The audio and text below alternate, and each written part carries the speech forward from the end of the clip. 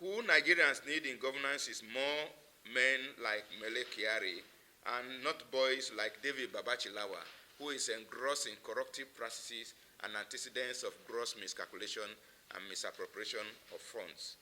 David Babachir should think twice because his dedication to existence activism, journalism has hidden motive of stomach infrastructure because of his relevance in Nigerian politics. We put it forward to everyone that David Babachir's statements are not only misguided but also hypocritical. As someone still reeling from the grass-cutting scandal and his failed support for politics in 2023, he lacks the moral authority and the temerity to criticize President Tinubu's administration.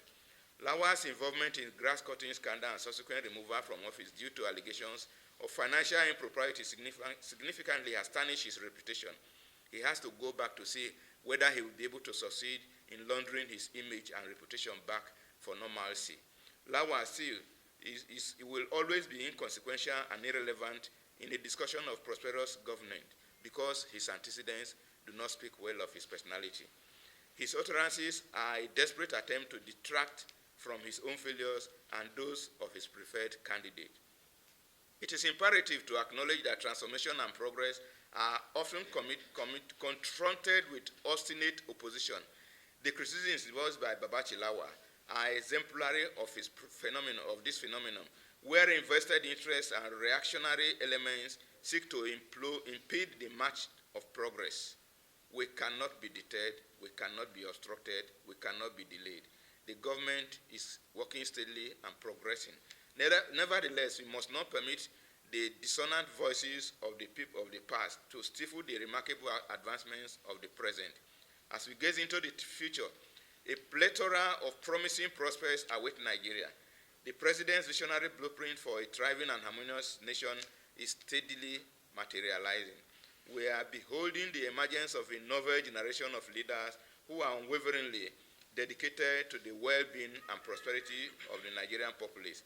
With the implementation of judicious policies and the sustained support of the citizenry, we possess the capacity to overcome any obstacles that may arise, ultimately propelling our nation towards brighter tomorrow.